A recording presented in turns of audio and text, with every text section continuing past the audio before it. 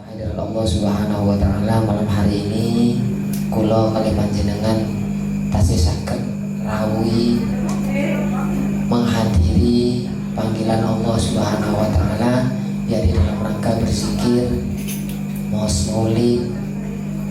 Terus mugi-mugi kedatangan kula kali panjenengan iki diparingi ridho oleh Allah Subhanahu wa taala. Salawat dan salam tetap tercurah limpahkan kepada junjungan alam Sayyidul Wujud baginda tercinta Rasulullah sallallahu alaihi wasallam. Mugi-mugi kula kali panjenengan sedaya mungkin saged kempal sareng Kanjeng Rasulullah sallallahu alaihi wasallam di akhirat. Amin ya rabbal alamin. Pantes niki dalu niki sanes kula mau mriki niki karena diapusi oleh Pak Ustaz. Wonten rencang mantune Abah Thohir badhe mriki. Sane Pak Ustaz persyaratannya Aib Sotik badhe mriki kanjangi kalau saya datang. Akhirnya ya wis, saya telepon kemarin tuh sama beliau, ternyata iya diundang Pak Ustaz. Oh ya berarti benar. Saya bilang mau maos apa? Iya bisa gitu. Yes apa aja lah katanya gitu. Yang penting sampean datang. Nah saya tanya sama kakaknya Aib Zenar, benar tadi? Iya. Terus saya nanya ngobrol sama jaga santru, iya. Oh berarti benar. Pak Ustaz beli ngapusi. Itu. Alhamdulillah. Ternyata datang ke sini, ternyata tadi belum datang ini malam ini. Tahu kemungkinannya mudah-mudahan datang. Amin. Sarang Abah Thohir. Amin. Karena ini berangkat pegangan di pakon sarang Abah Thohir. Ya kita nggak tahu, barangkali Abah Thohir kepingin juga hadir di sini. Amin ya rabbal alamin. Saya tuh bingung mau ngomong apa, kanan kiri saya kiai ambe. Kalau saya kan wong beli jambleng, mugi saja. Jadi hanya sekedar pelengkap. Ada yang benar, ada yang nggak benar. Ada yang baik, ada yang tidak baik. Mudah-mudahan lah. Karena kalau baik semuanya perangkat dunia. Kalau tidak baik semuanya setannya kemuyu apa bahasa ini bahasa? Kemuyu. Ini pakai bahasa Jawa apa pakai bahasa Indonesia? Jawa ya. Yes, paringi kopi corona, kopi rokok anak, rokok ini.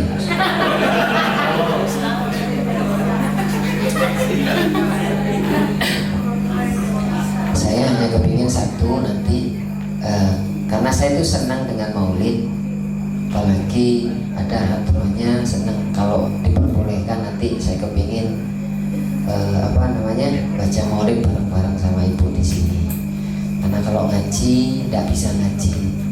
Saya tadi dibilang pengasuh pondok hanya sekedar ngasuh saja, ngajar enggak, hanya jaga anak-anak di rumah. Karena saya tidak punya santri, adanya cuma anak, semuanya saya anggap anak. Hanya menjaga saja. Kalau yang pulang yang ngajar ya, kalau lagi kiyang yang ngajar, kalau orang kiyang ya orang ngajar. Gitu aja kok repot. Saya hanya menyambung lidah dari Pak Ustadz tadi.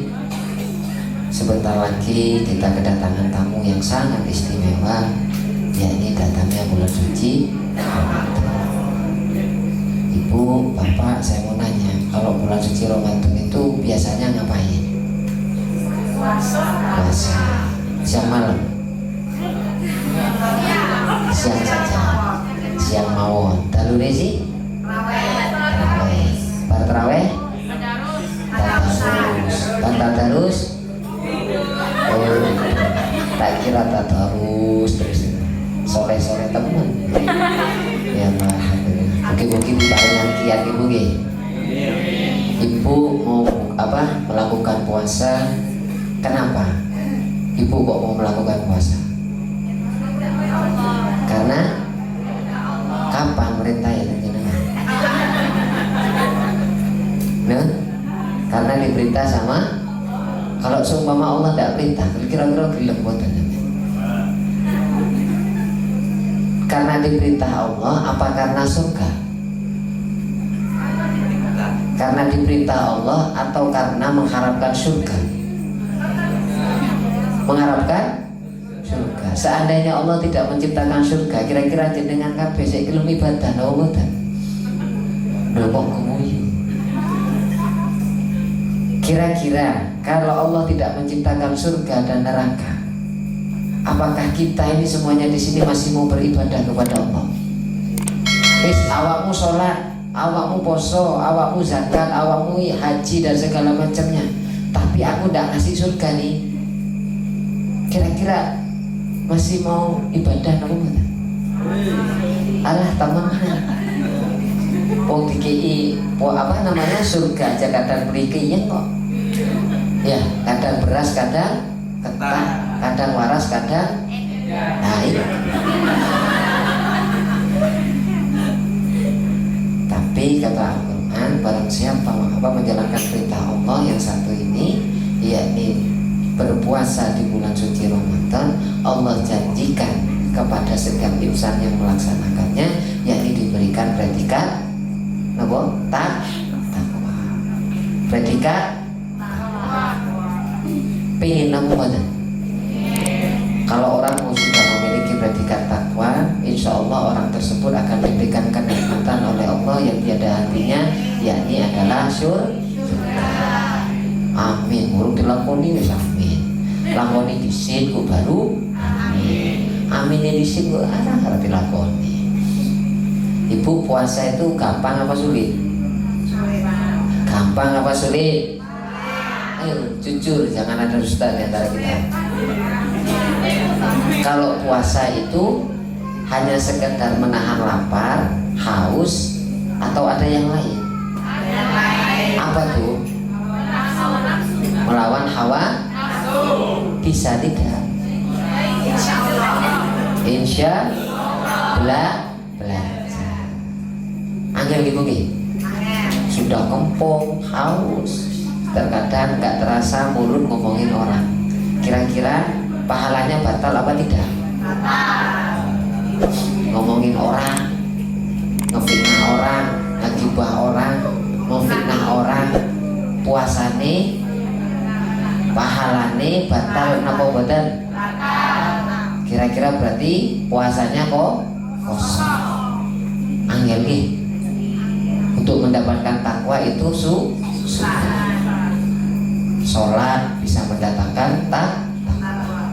Untuk sholat wis bener napa mboten? Wikan nggih. Wikan siapa? Sulit.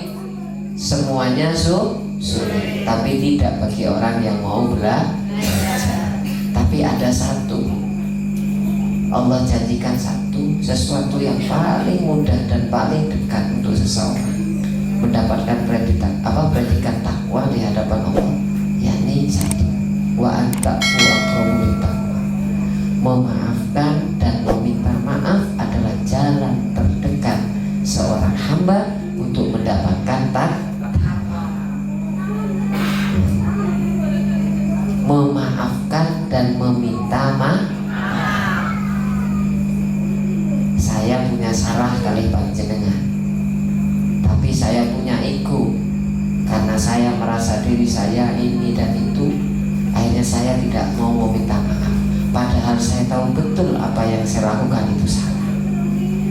Sulit untuk diri saya untuk mendapatkan takwa.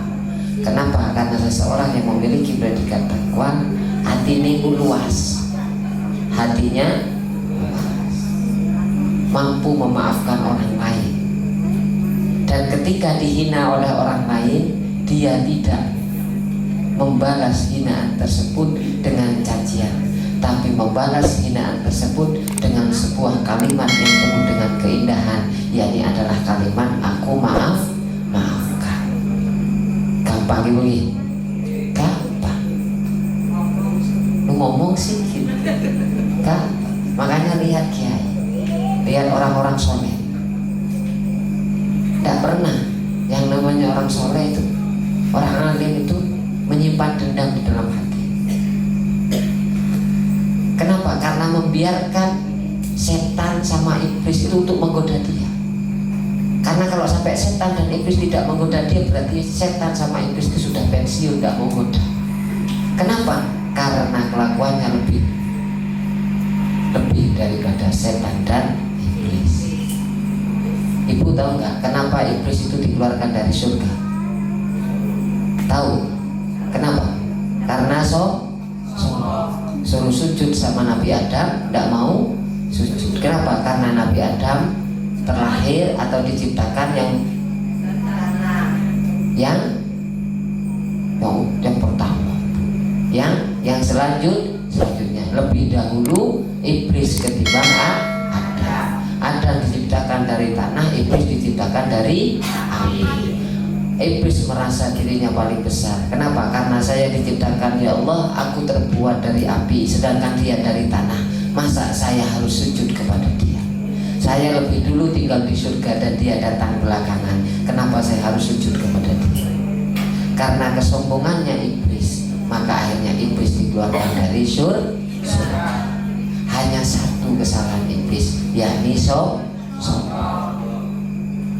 Iblis ora pernah ngerasani wong.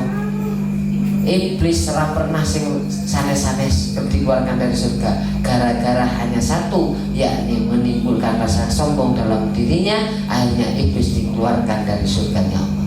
Pertanyaannya sekarang, kita ini sombong apa tidak? Lebih-lebih teko iblis nopo mboten? Ya lebih. Ngibah iya. Ya, jukun gone batur iya. Ngerasani uang iya. Ngefitnah uang iya. Padahal iblis cuma satu, karena kesombongannya dikeluarkan dari surga. Makanya sudah lama kayaknya iblis itu sudah pensiun, nggak goda manusia. Kenapa? Karena manusia lebih-lebih kelakuannya daripada iblis. Ayo sapa sing gelem ngaku? Sapa sing gelem ngaku? Na'udzubillah min mugi-mugi kula kali panjenengan dan keluarga kita semuanya termasuk golongan orang-orang yang